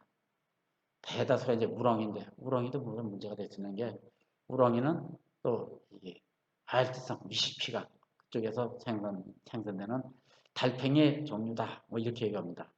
우리나라는 이 겨울을 나지 못해서 이 그 왕우렁이가 겨울에 다 소멸되는데 지금 남부지방 중심을 해서 월동을 한다라고 합니다. 이 월동 상한선이 자꾸 올라간다, 북상한다. 그래서 월동을 이제 상한선이 북상하니까 이제는 이 남부 분야 남부 위쪽에 이쪽 약간 위쪽 북쪽으로도 이것들이 이제 월동할 수가 있죠. 그럼 이 왕우렁이는 이 식욕이 엄청납니다. 그 식성이 대단합니다. 그래서 이것들이 먹어치운 이 잡초형이 대단한데 이것들이 결국 이 월동을 하고 우리나라에서 그냥 자생을 할 수 있으면 산림 파괴 주범이 될 수도 있죠. 가장 큰 문제입니다. 그래서 이 우렁이는 안 써야 된다. 그런데 산림 나중에는 궁극적 산림도 해칠 수 있다. 하는데 지금 논의 잡초 제거 중에 논바닥에 잡초 못 제거하니까 가장 효과적인 게 우렁입니다. 이거보다 더 효과적인 게 아직 없습니다. 그래서 그런 그 부의 기능이 있음에도 불구하고 지금 우렁이를 대법적으로 쓰고 있는 거는 우렁이를 대처할 만한 그 잡초 방지 방법이 아직 없습니다. 그래서 지금 우렁 지금 일부 지역 홍성이나 이런 데는 일부 오리도 넣는 데가 또 더러 있습니다. 오리에 의해서 잡초 제거하는 방법도 있죠. 또 병원서 위험을 학적은 516 이 화학이라고 해서 유약성 농약 다 배제되어 있는 거죠. 천적도 교육 많이 받아야 됩니다. 교육 많이 받고 또 지식도 많이 있어야 되고 또 천적에 시간을 많이 투자해야 됩니다. 그래서 농사회에 천적에 관련한데도 또 시간을 많이 둬야 됩니다. 천주교의 성공 조건, 조기 투입 가장 중요하죠. 뭐든지 조기입니다. 나중에 병해충이 만연한데 노바에 그건 다 천적이 그 제대로 사멸시키기 어렵습니다. 그래서 조기 투입. 그래서 뭐든지 예찰이 중요합니다. 조기 투입하기 위해서는 예찰이 이루어져야겠죠. 그래서 주로 끈끈이 트랩들을 많이 설치합니다. 그래서 다니면서 뭐가 붙어 있나, 어느 해충이 많이 있나 이걸 많이 관찰을 하죠. 또 아니면 이 지역적으로 다니면서 많이 그 유관 관찰도 많이 합니다. 그래서 그걸 보고서 이제 뭐가 많이 생겼구나, 뭐가 많이 발생되는구나 하고 이제 예찰을 하죠. 그 다음에 천적은 병해충은 깨끗한 묘목을 사용해야 된다. 외부 해충 침입 방지 후 천적을 이용해야 된다. 외부에서 계속 들어오면 천적이 감당 안 되죠. 그래서 주로 시설에서 많이 합니다. 그래서 시설에서 외부에서 못 들어오게 그 방충망, 한냉사라고 하죠. 그 하우스 주변으로 다 방충망을 돌려놓고 그 안에서만 이제 천적을 방사하죠. 그래서 그 안에 있는 해충 다 이제 천적이 이용. 천적은 두 가지가 있습니다. 호시성 천적, 기생성 천적. 호시성 천적은 주로 해충을 직접 공격해서 잡아먹는 겁니다. 기생성은 그 유충이나 아래, 해충의 유충이나 아래 산란을 해서 그 기주에서 영양분을 뽑아먹고 부화해서 자기는 나가고 그 기주는 미랄 만들어서 결국 죽이는 그런 경우죠. 그래서 그 기생성은 그 알이나 유충에 산란해서 그걸 다 죽이고 자기는 부화해서 나가는 그런 거죠. 그래서 천적은 두 가지가 있습니다. 이 벌류, 존벌류는 다 기생성이고 그 외에는 거의 이제 포식성이 많죠. 천적에 안전한 농약을 사용해야 된다. 생물농약 이런 걸 많이 써야 되죠. 또 천적에 맞는 환경을 조성해 줘야 된다. 천적에 맞는 환경 조성 안 해주면 천적 자체가 소멸되니까 방제 효과 아무것도 없죠. 그래서 천적에 맞는 환경을 조성해 줘야 된다. 천적을 위한 해충 방제. 9번 진딧물. 이건 이제 대상 해충입니다. 요 대상 해충, 대상 천적입니다. 진딧물, 이꼴파리, 응애, 온실가리, 청채벌레. 여기 보면 진딧벌이, 무당벌레, 벌레마의 진딧벌. 여기 진딧물, 천적. 이꼴파리는 이꼴파리 존벌, 이꼴파리, 무치벌. 응애는 질레, 이리응애, 헬리코니쿠스. 온실가리는 온실가리 존벌. 이 존벌류, 이 벌류, 이런 벌류는 다 기생성이라고 했죠. 그래서 온실가루 유충이나 아래 산란해서 그것들 사멸시키고 자기는 부화하는 거죠. 총채벌레, 오리, 이리, 응애, 오리, 이리, 응애, 애꽃노린자 이게 또 이것들은 포식성이죠. 총채벌레. 그래서 각 해충별로 천적이 다 다르죠.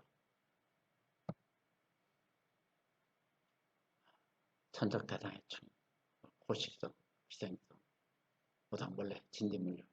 아까 요건 설명드린 거 거의 반대다 하면 되죠. 기생성은 보면 진딧벌, 존벌. 거의 존벌류가 기생성이고 무당벌레, 이 응애, 노린재, 응애 이런 것들 이런 거는 다 포식성이라고 하면 되죠. 제7장 유기농, 벼, 재배, 쏘자. 벼의 기원 및 분류. 벼는 또 우리 작물에서 우리나라 농업에서 차지하는 비율 중에 가장 크죠. 우리나라 농가의 수입의 비중은 그 비중이 이 벼가 가장 큽니다. 그래서 벼는 우리나라 농업의 가장 근본이다라고 할 수 있죠. 벼의 기원 및 분류, 벼의 일생, 생육 환경, 종자소득, 문명, 물대기, 질병의 해충, 잡초. 이거를 설명드리는데 중간에 이제 친환경 종자소득은 유기합성 농약을 이용해서 종자소득 안 하고 저런 물리적 방법입니다. 그래서 이렇게 사용하는 이 방법을 그대로 이제 설명하는데 여러 장으로 이제 진행이 됩니다. 아시아의 재배별 기원. 왜? 그냥 재배별 기원하지 아시아를 왜 붙였죠? 이 벼는 인도의 하센 지방, 중국의 운난 지방 사이에 그 구릉지대입니다. 여기가 다 열대 아열대 지방입니다. 이 벼는 이 열대 아열대에서 진화된 식물이니까 고온을 요구합니다. 생육에. 또 여기가 이 우기 지역입니다. 한여름에 많은 강우가 내립니다. 고온 다습하죠. 이 벼는 거기에 적응돼서 한여름에 그 우기에 많은 물을 요구합니다. 그래서 이 지역 기후풍토에 적응하다 보니까 그 시기에 물을 많이 요구하게 되고 또 고온을 요구하고 그래서 무슨 작물을 재배하든지 그 원산지, 기원지를 알아봐라 합니다.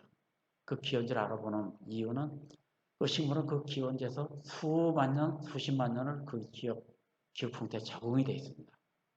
그래서 우리가 재배하더라도 그 지역 기후풍토만 재현해주면 생육이 아주 왕성하고 병해충의 이런 저항성도 아주 강해집니다. 수량과 품질이 급격히 높아질 수 있죠. 그래서 모든 식물을 우리가 재배할 때 재배 식물을 작물이라고 합니다. 작물을 재배할 때 그 원산지를 알아보는 이유는 그저 기후, 환경, 토양 환경을 다 재현해 주기 위해서 그 지역 그 원산지 기후 환경을 알아보는 것입니다. 그래서 이 벼는 아시아의 그 몬순지대다. 몬순이라는 거는 주로 우기에 고온기에 우기가 겹치는 걸 몬순 지역이라고 합니다. 그래서 우리 아시아는 몬순 지역입니다. 7, 8월 한참 더울 때 장마가 겹치죠. 그래서 위도상으로 같은 우리나라 서울, 또 도쿄, 베이징 여기는 위도상으로 비슷한데 다 여기는 몬순 지역입니다. 그런데 유럽이나 북미 쪽에 위도상과 같은 뉴욕, 파리, 프랑스, 파리, 런던 이런 쪽은 위도는 비슷한데 거긴 몬순 지역으로 안 합니다. 강우려 1년 내내 거의 비슷하죠. 그래서 우리나라는 몬순 지역인데 몬순 지역에서 진화된 그 식물이 대표적인 게 벼입니다. 그래서 아시아의 재배벼다라고 하는 게 아시아에서 주도적으로 재배할 수밖에 없죠. 그 외 지역에서 하는 건 이 세계적인 생산량으로 때 극히 미비합니다. 그래서 그거는 잘 안 따지고 그래서 아시아의 재배벼라고 합니다. 오리자 세티바 학명이죠. 학명은 이명법이다. 림냐가 제안한 이명법이다. 성명과 종명을 쓴다. 게다가 종명으로 구별이 안 되면 또 변종명 뭐 여러 가지 아명을 쓰죠. 그래서 종서명이라고 하죠. 그럴 때 이제 삼명법이 되는데 우리는 그냥 크게 이명법이다. 성명과 종명이다. 이 학명을 정하는 기준이 있죠. 이 식물학적 분류 기준에 그 문광, 목과 속종이 있는데 그 마지막에 성명과 종명 두 가지를 택해서 학명을 만들죠. 이명법이다. 성명과 종명을 취한다. 그리고 이 라틴어를 쓰든지 라틴어화 해야 된다. 성명의 첫 글자는 대문자를 쓴다. 이탈리치로 뉘어 쓴다. 끝에는 명명자 이름을 붙인다. 이게 학명입니다. 국제 그 명명 규약입니다. 그래서 어느 나라든지 이렇게 써놓으면 이거 별걸 다 합니다. 학자들 어느 학자든지. 그래서 이 전 지구촌이 다 알 수 있는 그런 용어가 이제 학명입니다. 이렇게 우리가 벼면 우리나라만 알지 일본이나 중국도 모릅니다. 그래서 오리자 세티바 하면은 전 세계가 다 알죠. 학자들은. 그래서 전 만국 공통어다라고 합니다.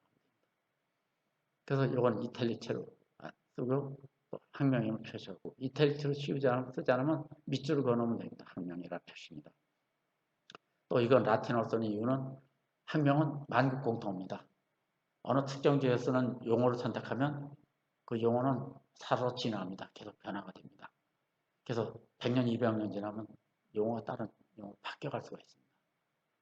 그렇기 때문에 학명은 전 세계가 알아야 되는데 바뀌면 안 되죠. 그래서 라틴어를 쓰는 겁니다. 라틴어는 죽어있는 언어죠. 언어의 화석입니다. 영구 불변이기 때문에 라틴어를 쓰고 또 하나 학명을 명명할 때는 라틴어화 해서 표기를 해야 됩니다. 그래서 변하면 안 됩니다. 학명은. 그래서 우리가 지금 억울한 게 우리나라 나온 것도 무슨 뭐뭐해서 밑에 자포니카 이렇게 나올 수 있습니다. 우리나라인데도 근데 그 바꾸기가 어렵습니다. 만국 공통이기 때문에 함부로 못 바꿉니다. 바꿔놓으면 다른 나라에서 다른 이 나라의 학자들이 이해를 못합니다. 그래서 학명은 일본 시대 때 일본인들이 많이 우리나라 와서도 많이 정해놨는데 이게 지금 학계에 다 공통되어 있어서 이걸 바꿀 수가 없습니다. 학명은 함부로 바꿀 수가 없습니다. 그래서 이런 거는 좀 우리가 불리한 부분이면 뭐 열강이 와서 점령했을 때 이런 문제가 있었죠. 우리나라는 BC 2300년, 지원전 2300년이요. 중국의 항해와 양자강을 사이에 두고 항로로 한강학을 통해서 전래된 것으로 추정한다. 이렇게 들어왔을 거다라고 추정합니다. 그래서 그거는 여러 가지 그 지역에서 나오는 탄화된 흔적 그런 게 이제 발견이 되고 또 이 여러 고서 문헌이나 아니면 그 재배 그 유래나 이런 걸 따져서 정원에 이랬을 것이다 라고 추정을 합니다. 재배 분류. 아시아의 재배변은 이렇게 세 가지가 있습니다. 자포니카, 인디카, 자바니카. 이 자포니카는 우리가 먹는 쌀입니다. 약간 추운 지방에서 재배합니다. 주로 일본이나 우리나라에서 재배하고 중국도 그 추운 지방 하북성, 이북 쪽에서 이걸 재배합니다. 이건 좀 찰성이 있죠. 근데 인디카, 이건 동남아시아에서 재배하는 쌀이죠. 이건 퍼석거리고 쌀알미가 길죠. 장립종입니다. 이건 퍼석거립니다. 우린 이거 맛없어서 못 먹죠. 우리 차진 걸 먹는데 이 사람은 찰성 있는 것도 안 먹습니다. 그 식수관이 굉장히 중요하죠. 그래서 이거는 주로 동남아시아에서 먹는 거죠. 근데 이 세계에서 생산한 쌀 70%는 거의 인디카입니다. 우리 자포니카가 우리 중심을 알고 있지만 생산량을 봤을 땐 인디카가 주도적입니다. 또 자바니카라고 있습니다. 이건 인도네시아의 자바섬이 있습니다. 자바섬. 그 수도가 이 자바섬의 자카르타라고 하는 그 자바섬에 있는 수도가 인도네시아 수도인데 그 수도가 있는 섬이 자바섬입니다. 거기서 일부 재배하는데 거긴 더운 지방인데 이 인디카를 재배해야 되는데 보면은 쌀알이 짧고 우리나라처럼 이 자포니카처럼 좀 짧고 약간 찰성을 지니고 있더라. 이거는 인디카하고는 완전히 달리더라. 그래서 여기 자바니카도 하나의 종이다, 품종이다, 뭐 종이라고 해야 되겠죠. 이렇게 표시를 합니다. 그래서 아시아 재배변이 세 가지가 있는데 이 자바니카는 이 재배 면적이나 뭐 생산성이 너무 없기 때문에 이거는 거의 무시해도 될 정도죠. 그렇지만 이것도 엄연히 존재하고 있기 때문에 이 세 가지가 있습니다. 아시아 재배변. 그리고 이 자바니카는 특성이 더운 지방에 사는데도 이 자포니카 성격을 많이 띠고 있습니다. 그래서 이거는 열대성 자포니카라고도 표시를 할 정도죠. 앞으로 지구가 온난화되면 우리 한반도에서도 앞으로 100년 후에는 자포니카 재배가 불가능할 것이다. 그럼 이걸 퍼석거리는 거 우리 정세 안 맞는 걸 먹느냐? 굶어 죽기 전에 먹을 수도 있겠지만 이 자바니카가 이게 육종의 소재가 되지 않을까. 이런 또 저 혼자의 개인 생각입니다. 이거는 더워도 온난화에도 생산이 가능한데 우리나라 온도가 섭씨 2, 3도만 높아져도 재앙이 올 거다. 이렇게까지 얘기를 합니다. 그래서 온도는 굉장히 중요한 환경인데 지금 온난화가 자꾸 진행되고 있습니다. 큰 인류 생존의 문제하고 직결이 될 수가 있죠. 그 다음에 이제 오리자 글라베리마라고 합니다. 속은 똑같습니다. 오리자 속인데 종에서 이 세티바라는 종인데 이건 글라베리마라는 종입니다. 종이 서로 틀립니다. 다른 종이 다 인류하고 원숭이 이렇게 갈라졌다고 보면 되는 거죠. 요 서아프리카 일부 재배한다. 서아프리카 일부에 섬이 있습니다. 고구마 같이 생겼는데 그 마다가스카르 섬입니다. 그쪽에서 일부 재배를 하고 있습니다. 요거는 우리 아시아의 재배하고 완전히 틀린 종입니다. 이 오리자 글라베리바는 재배 면적도 적고 생산도 많지 않다. 따라서 재배벼라고 하면 아시아 재배벼 오리자 세티바를 주로 지칭한다. 근데 오리자 글라베리마 비교를 합니다. 오리자 세티바와 아시아 재배벼 아프리카 마다가스카르 섬에 있는 이 재배하는 벼. 서로 독립된 별개 종입니다. 종이 틀립니다. 소금 같은데 오리자는 같은데 종이 틀려 있습니다. 그래서 서로 별개의 종이다. 두 개의 벼는 외견상 식별이 곤란하다. 외견상으로 구별이 잘 어렵습니다. 같은 벼. 그런데 오리자 세티바는 수확한 구루턱에서 um이 나옵니다. 그래서 um이 나오기 때문에 원년성을 지니고 있다라고 합니다. 그래서 단연성의 특성을 지금도 가지고 있다. 이제 오리자 글라베리마는 그와 같은 성질이 없다. 오리자 글라베리마는 그 구루턱에서 um이 안 나옵니다. 또 오리자 글라베리바는 엽살이 충분히 발달하지 못했다. 엽살이라는 건 잎의 잎 엽초에 있는 그 얇은 막인데 물이 엽초에 들어가지 않게 막아주는 막인데 그게 없거나 극히 일부만 있습니다. 오리자 세티바에는 엽살이 잘 발달되어 있는데 또 이삭의 2차 지경이 없다. 2차 지경 이삭은 이삭은 그 일자로 쭉 펴서 그 옆에 벼가 달리는 게 아니라 그 옆에서도 또 이삭이 줄기가 나오죠. 그래서 이삭이 원줄기가 나오고 그 옆에서 또 이 가지치기 줄기들이 나옵니다. 그거를 이제 1차 지경이라고 합니다. 거기서 또 하나 가지치기가 있습니다. 오리자 세티바는 1차 지경이 있고 원지경에서 1차, 2차 지경인데 오리자 글라베는 1차 지경밖에 없습니다. 다. 근데 오리자 세티바는 1차 지경이 있고 아래쪽은 2차 지경까지도 나옵니다. 그래서 2차 지경이 오리자 세티바는 있는데 오리자 글라베리는 없다. 외경상은 똑같은데 구루터기가 um이 안 나오고 엽설이 없고 2차 지경이 없다. 그래서 이건 전문적으로 관찰하지 않으면 잘 구별 못할 정도입니다.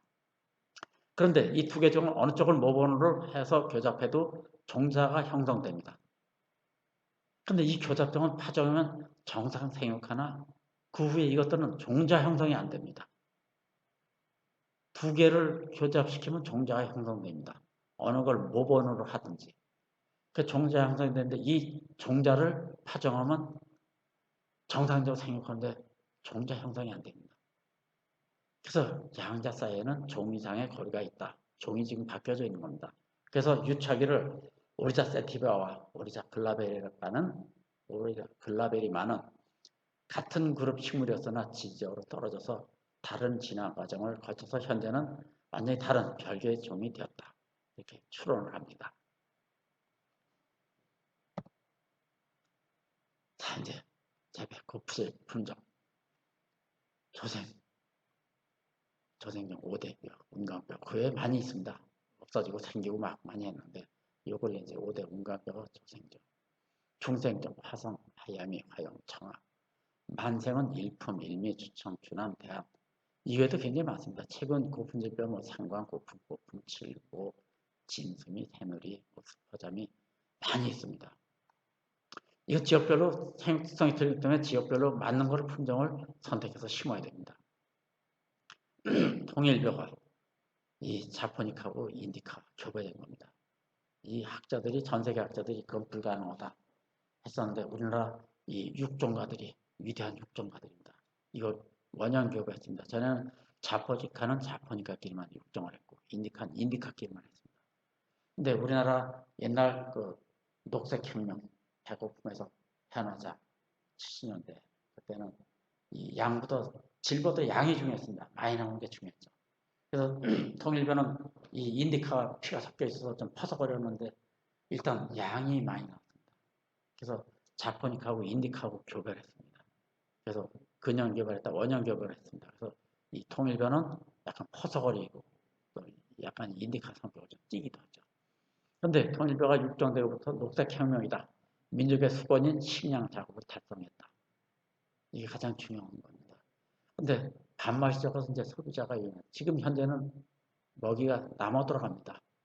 이 6, 70년대는 항상 배가 고팠었습니다. 그래서 그때는 이 양이 중요했습니다. 질보다. 근데 지금 배가 부르고 나니까는 통일교는 외면합니다. 맛이 없어서. 그래서 지금은 통일교 외면합니다. 그래서 소비자가 외면해서 지금 안 심습니다. 종자은행에만 있죠. 또 지금 우리나라 쌀이 나무 들어갑니다. 나무 들어가니까 이 통일교가 가뜩이나 수량 많이 나오는데 이거 재배 권장하지 않습니다. 이 호품 이런 게 고문 일인데 이 수량이 많이 나옵니다. 지금 이거 계약 재배 안 합니다. 쌀이 나무 들어가서 지금 넘쳐서 쌀 수몇 박던데 이 많이 나오는 품종 이거 우리가 수면 못한다. 그래서 이 계약 재배 품종에서 이런 거 다 빠져 있습니다. 뭐 삼감, 뭐 초청 이런 걸 지금 많이 쓰고 있죠. 그다음에 이 평야지대. 그래서 지금은 쌀 나무 들어가기 때문에 이 다섯 품종을 지금 재배를 권장을 안 합니다. 우리가 쌀 나무 들어가는 거는 이 경지 면적이 늘어나고 수량이 급격히 늘어나서 나무 들어가는 게 아닙니다. 우리가 지금 쌀을 안 먹습니다. 식당이 자꾸 서구화되어 가고 있습니다. 그래서 밀가루, 고기 이쪽으로 자꾸 옮겨갑니다. 그래서 쌀을 지금 생산해도 먹지 않습니다. 우리나라 국민들이. 1인당 쌀 소비량이 자꾸 줄어들고 있습니다. 그러니까 쌀은 지금 많이 생산돼서 남는 게 아니라 안 먹어서 남는 겁니다. 그렇다고 이거에 우리나라 쌀을 먹어야지 왜 외국인 쌀, 식량을 먹느냐. 앞으로 우리나라 쌀 먹자. 뭐 이런 운동을 벌이자. 이런 국수지에 너무 매달릴 필요 없습니다. 이 인간은 시대 적응이 더 중요합니다. 시대 적응성이 더 중요한 거죠. 그래서 적응할 수 있어야 됩니다. 그러다 보니까 우리 쌀도 앉아서 죽을 수는 없죠. 그래서 쌀이 가장 문제가 가공 이용성이 떨어졌습니다.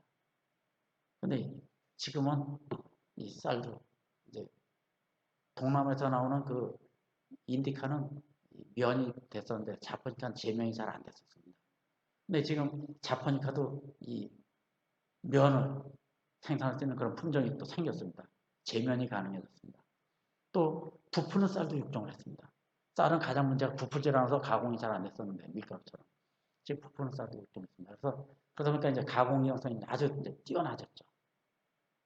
그렇지만 쌀은 제한적입니다. 어디까지나. 그런데 지금 보면 가장 문제가 뭐죠? 가장 문제가 지금 인스턴트 식품이 많이 유행합니다. 그러다 보니까 우리 쌀 인스턴트 식품이 뭐죠? 김밥. 또 요즘 횡행하는 도시락이 많이 이용이 됩니다. 어디 단체로 소풍 가면 다 도시락을 배달시켜서 포장해서 그걸 나눠서 도시락을 먹습니다. 그래서 이제 김밥, 이런 뭐 도시락 이게 유용하다 보니까 이제 쌀이 뜨거웠을 때 밥맛. 전에는 바로 해서 밥맛을 굉장히 중요시했습니다. 근데 지금은 뜨거울 때 밥맛도 중요하지만 식었을 때 밥맛을 굉장히 중요시합니다. 찬밥일 때 얼마큼 맛이 좋냐 이걸 많이 도닙니다. 그래서 식었을 때도 밥맛이 좋은 거를 육종을 많이 하고 있는데 주로 이 초청 또뭐 삼광 이런 것들은 식었을 때도 밥맛이 좋습니다. 근데 나머지 뭐 일품 일미 이런 건 식었을 때는 아주 밥맛이 없습니다. 그래서 식었을 때 밥맛이 이제 좋은 것을 자꾸 육종을 하게 됩니다. 그래서 찬밥을 이제 얼만큼 먹어도 식감이 좋고 맛이 있느냐를 굉장히 중요시하고 있습니다. 그래서 지금 이제 쌀도 이대로 주저앉을 수는 없다. 시대 흐름에 맞추어서 이렇게 자꾸 가공 형성이 좋은 그런 품종. 또 요즘 많이 사용하는 그 찬밥을 많이 이용하죠. 김밥, 또 도시락 이런 거에서 또 초밥 이런 거 다 똑같죠. 초밥도 찬밥일 때 밥맛이 좋아야겠죠. 아무리 이 위에 원료 회를 좋은 걸 해도 밑에 그 밑받침 밥이 맛이 없으면 그 집 초밥집 망하죠. 그래서 초밥도 식었을 때 밥맛이 아주 탁월한 걸 선택해야 됩니다. 그래서 지금은 식었을 때 밥맛이 얼만큼 좋냐 이것을 많이 이제 중요시하고 거기에 육종을 본격적으로 많이 하죠. 그래서 우리가 식단이 서구화돼 가는 거 어쩔 수 없습니다. 그거 거부할 수는 없죠. 시대의 흐름입니다. 그렇지만 우리도 거기에 벼도 죽을 수는 없다. 같이 거기 편성을 해야 될 수밖에 없죠. 또 밥맛은 품종이 가장 중요하다. 이 밥맛 없는 그 통일교 이런 걸 아무리 비료 관리 잘하고 좋은 땅에 심어도 결국 그거는 밥맛이 줄 수 없죠. 품종이 가장 중요하기 때문에 품종 육성을 많이 해야 됩니다. 그걸로 이제 쌀이 많이 남아돌아서 사회적 문제로 대두된다. 참 이게 사고픈 문제죠. 근데 우리가 이제 식량을 수입해서 먹습니다. 밀가루, 뭐 고기. 근데 지구 전에 기근이 오면 우리나라 쌀 자급률 지금 몇 퍼센트죠? 23%, 23%밖에 안 됩니다. 그럼 우리나라가 지구청의 기근이 와서 식량이 외국이다 수출 금지다 안에서 자급자족한다면 우리나라는 가장 취약합니다. 세계적으로 쌀 식량 비축률이 가장 낮은 나라가 우리나라, 일본 정도인데 일본은 비상시에 외국에서 들어올 수 있는 그 길을 다 확보해놨습니다. 곡물 엘리베이터 다 설치해놨습니다. 이건 한두 푼 가지고 되는 게 아닙니다. 그래서 일본은 그 국가적으로 거대 자본을 투입해서 무슨 지구촌에 무슨 기상이 변해도 자국민들은 굶겨주지 않을 그런 충분한 자구처를 마련해 놔 있습니다. 근데 우리 그런 대책 아무것도 없습니다. 일본도 우리처럼 자금률 낮은데 이렇게만 위안을 가지고 있습니다. 그래서 우리나라는 식량 자금률을 높여야 된다. 저는 이 높여야 된다도 사실 원치 않습니다. 자금률을 달성해야 된다. 저는 이거를 가장 좀 주장하고 싶습니다. 그래서 어느 경우에도 식량만큼은 국가의 그 생명 창고입니다. 이거만큼은 작업을 할 수 있어야 됩니다. 그래서 이 서양의 선진국들이 거의 다 식량 자금률 다 100% 이상입니다. 낮아도 95% 이상입니다. 그 선진국들이 다 그렇습니다. 근데 우리나라 이건 너무 취약합니다. 그래서 이 부분은 국가에서 이건 생명을 걸고 국가의 운명을 걸고 이 부분은 자금률을 높여줘야 됩니다. 근데 이게 지금 아무 개념들이 없습니다. 이번에 한발에도 이번에 식량기금 났을 때 식량기금이 아니라 코로나19 때 러시아 수출, 곡물 수출 이거 뭐 제한해야 되겠다 이런 얘기도 많이 대두됐었다라고 합니다. 그러면 이 지구촌의 기근염은 어느 나라든지 자국민 붕괴하면서 식량 수출하는 나라 한 나라도 없습니다. 그래서 식량만큼 작업을 해야 됩니다. 그래서 자국민 먹고 남는 거는 수출할지 몰라도 자국민 붕괴하면서 수출하는 나라는 어느 나라도 없습니다. 그래서 지구촌 기근염은 우리나라는 속수무책으로 굶어 죽을 수밖에 없습니다. 그래서 여기에 경각심을 가져야 되는데 이거 지금 참 불행한 사건입니다. 벼일생. 저는 1년생 작물이다. 종자가 발화 성숙해서 사종자 만들기까지 120일에서 180일, 조생종은 120일, 만생종은 180일 정도 소요된다. 일생은 2개 생육단계, 영양생장기, 생장기를 거쳐서 완료한다. 분기점이 화분화를 했죠. 화분화. 그래서 영양생장기에서 생장기로 넘어가는 그 포인트, 터닝 포인트를 생육상의 전환점이다 라고 합니다. 그 생육상의 전환점은 화분화다. 그래서 꽃눈이 분화되면 영양생장 끝난다. 그 다음에는 벼 같은 경우는 지엽이 나오고 나서 더 이상 잎의 출현은 안 됩니다. 그 다음에 그 안에 있는 벼에 꽃눈이 분화되고 거기서 또 유수가 분화되고 해서 거기서 이제 화기가 발달하고 그 다음에 개화, 수정. 우리나라 벼는 개화를 언제로 따지나요? 벼가 그 벼집 속에 그 엽초라고 합니다. 그 벼집 속에 있을 때는 벼 알이 뱉다라고 합니다. 그 엽초 뜨고 공기 중으로 대기 중으로 추출이 됐을 때 그걸 개화다라고 합니다. 그래서 그 개화, 등숙, 수정, 등숙 이런 그런 질적 변화를 맞이합니다. 그래서 영양생장기는 그 식물체 외적 성장에 중점을 두고 영양생장이 끝나고 나서 생장기로 그러면 이제 더 이상 이 외적 크기는 정지됩니다. 그 다음에 그 생장으로 질적 변화를 맞이합니다. 그래서 이 종자 형성, 등숙되는 그 기간이 되죠. 그다음에 특징은 벼는 분화를 합니다. 가지치기로죠. 그래서 분화를 합니다. 그래서 한 개 심어도 나중에 수확할 때 보면 10개 이상. 그래서 우리가 벼 심을 때 폭이 서너 개 폭을 심는데 나중에 벼 폭이 될 때 보면 30개에서 50개 정도 폭이로 벌어져 있죠. 그래서 그거는 가지치기를 하기 때문에 그렇습니다. 그래서 그걸 분월이다. 이 벼과 식물 특성이 이 분월을 합니다. 생식, 생장기, 번식은 질적인 완성기. 영양생장기는 식물체의 양적인 외적인 성장, 생식생장은 질적인 생장입니다. 그래서 특징은 유수가족과 종자 형성이죠. 종실 생성.